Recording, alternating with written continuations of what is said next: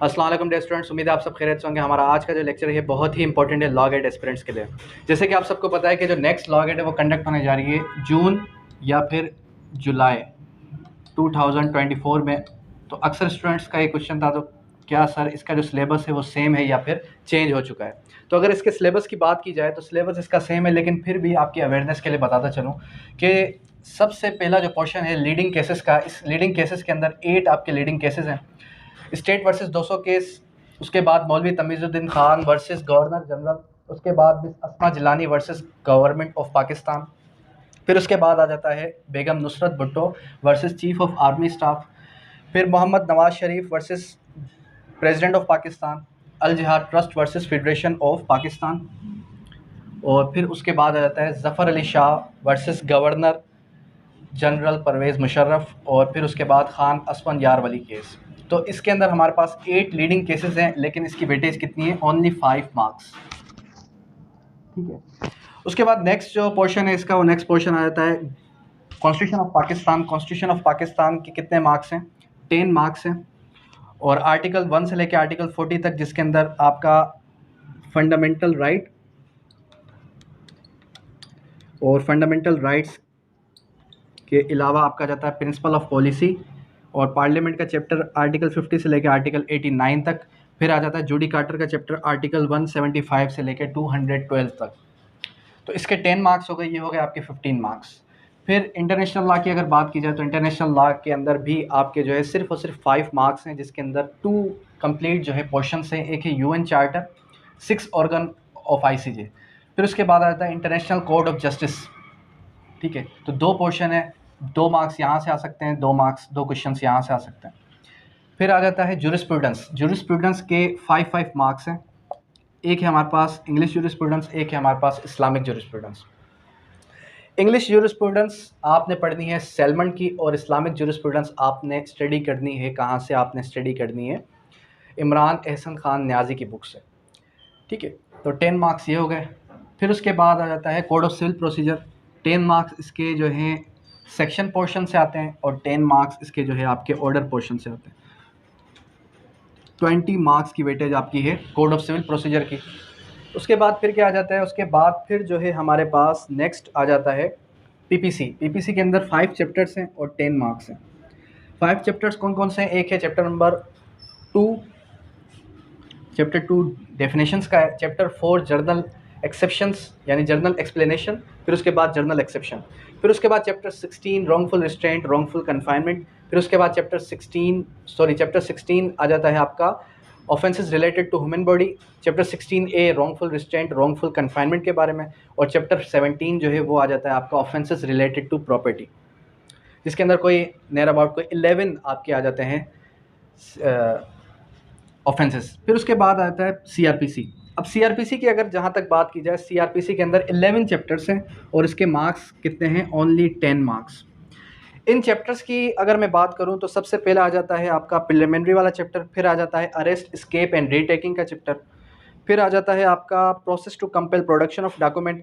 फिर आ जाता है आपका prevention of offences, security for keeping peace, public nuisance, temporary order of urgent cases. और चैप्टर नंबर 14 बड़ा इंपॉर्टेंट है। और फिर उसके बाद chapter 16 direct complaint to the magistrate. फिर उसके बाद commencement of proceeding before court, appeal और बेल का चैप्टर। तो इसके अंदर कोई 4 से 5 चैप्टर ऐसे हैं जहाँ से आपके लाजमी क्वेश्चंस आते हैं। नेक्स्ट आ जाता है कानून शहादत ऑर्डर, जिसके अंदर आपके 166 आर्टिकल्स हैं और कंप्लीट क्यूएसओ आपका लॉ गेट का हिस्सा है, और इसके मार्क्स भी 20 मार्क्स हैं। फिर बात करते हैं लीगल एथिक्स की। तो लीगल एथिक्स के अंदर 10 मार्क्स हैं, और चैप्टर नंबर 12 जो कि रूल नंबर 134 से लेके 175B तक जो रूल्स हैं, ये सारे के सारे रूल्स आपने गो थ्रू करने। अब बात करते हैं कि स्टडी किस तरीके से की जाए, किस तरीके से आप ये सिलेबस कवर करेंगे। अगर इसके सिलेबस की बात की जाए तो ये सिलेबस हो सकता है आपको लेंथी लगे। अगर हम इन सारे के सारे सेक्शंस और जो है ऑर्डर और रूल्स को कंप्लीट करें तो नियर अबाउट कोई 700 आर्टिकल्स, 700 सेक्शंस बन जाते हैं।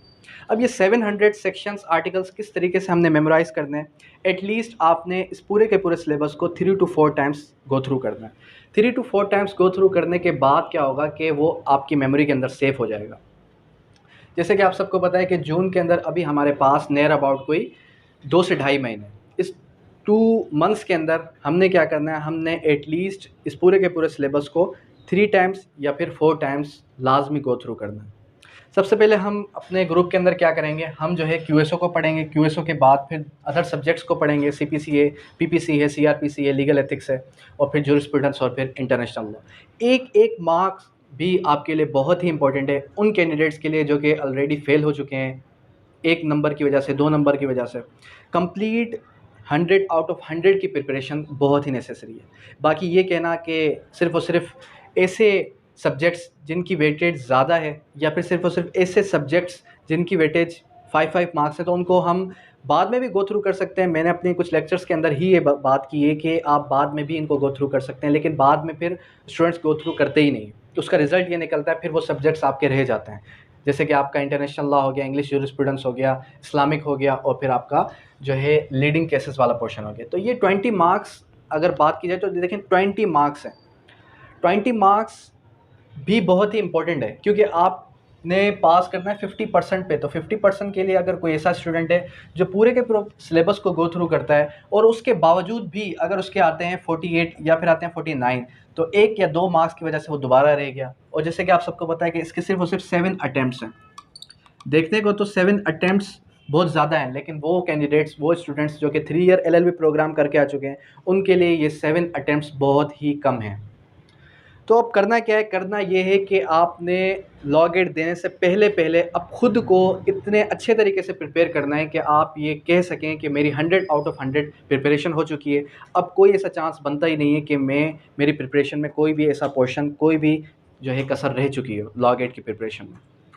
फिर उसके बाद आपने अपनी सेल्फ इवैल्यूएशन करनी है, टेस्ट देकर, जो वेब जनरेटेड टेस्ट है हमारे, वो सीरीज़ ज्वाइन करके, ताकि आपको एटलीस्ट ये पता चल सके कि आप एक्चुअल लॉ गेट में कितना स्कोर कर सकते हैं।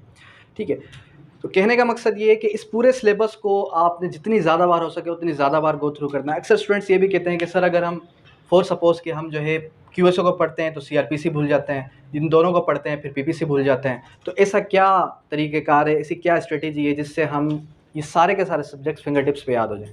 तो मैंने बार बार यही अपने लेक्चर के अंदर कहा है कि जितनी ज़्यादा बार आप रिवीजन करेंगे उतने ज़्यादा चांसेस हैं आपको वो चीज़ें मेमोराइज़ हो जाएं, आपको वो सारे के सारे वर्ड्स याद हो जाएं। वर्ड्स को याद किस तरीके से करना है, मेमोराइज़ करके, क्रैमिंग करके करें, लेकिन वो जो लॉ की एक्चुअल वर्डिंग है वो आपको याद तभी होगी जब आप उसको खुद से पढ़ेंगे। सिर्फ़ और सिर्फ मेरी क्लासेस पर रिलाय करना हरगिज़ गलत होगा लॉ गेट को पास करने के लिए। तो अब यहाँ तक किसी भी स्टूडेंट की कोई भी क्वेरी, कोई भी क्वेश्चन है तो कर सकता है। थैंक